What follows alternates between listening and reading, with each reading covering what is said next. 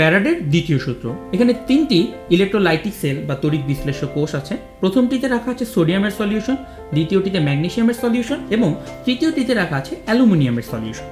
লক্ষ্য করো, সোডিয়ামের ভ্যালেন্সি 1 হয়, একটি সোডিয়াম জমা হতে মাত্র একটি ইলেকট্রন গ্রহণ করতে হয়।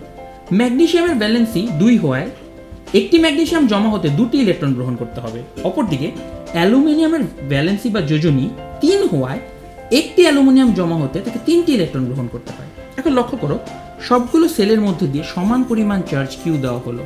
লক্ষ্য করো, ধরো সবার মধ্য দিয়ে 1 ফ্যারাডে করে ইলেকট্রন চালনা করা হলো, তাহলে একটি ইলেকট্রন দিলে সোডিয়াম জমা হবে 1 মোল, কিন্তু যদি আমি একটি ইলেকট্রন দিই ম্যাগনেসিয়াম জমা হবে 1/2 মোল। অপরদিকে একটি ইলেকট্রন দিলে অ্যালুমিনিয়াম জমা হবে 1/3 মোল। তাহলে একটু লক্ষ্য করো, যার যোজনী যত বেশি সেটি তত কম জমা হচ্ছে। তাহলে আমরা এখানে বলতেই পারি যে জমাকৃত ভরের পরিমাণ হচ্ছে তার যোজনীর ব্যস্তানুপাত। এখন আবার একটু ভিন্ন একটি কেস লক্ষ্য করা যাক।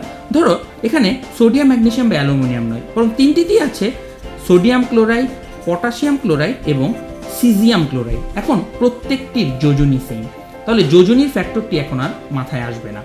লক্ষ্য করে দেখো, এখন 1 মোল ইলেকট্রন দিলে সবারই একটি করে পরমাণু জমা হবে, কিন্তু কথা আছে সোডিয়াম ক্লোরাইড, পটাশিয়াম ক্লোরাইড এবং সিজিয়াম ক্লোরাইডের প্রত্যেকটির 1 মোল মানে সেম কথা নয়, কারণ প্রত্যেকটির মলিকুলার ওয়েট ডিফারেন্ট।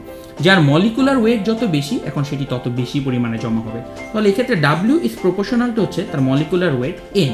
তাহলে এই দুটিকে যদি আমরা একসাথে করি আমরা পাবো W is proportional to m/e। এই আণবিক ভর ডিভাইডেড বাই যোজনী, এটাকে আমরা একটা নতুন রাশি দিয়ে প্রকাশ করে থাকি, সেটি হচ্ছে ই। কে বলা হয়ে থাকে রাসায়নিক তুল্যাঙ্ক এবং ই ইজিক্যাল টু আমরা লিখে থাকি m/e।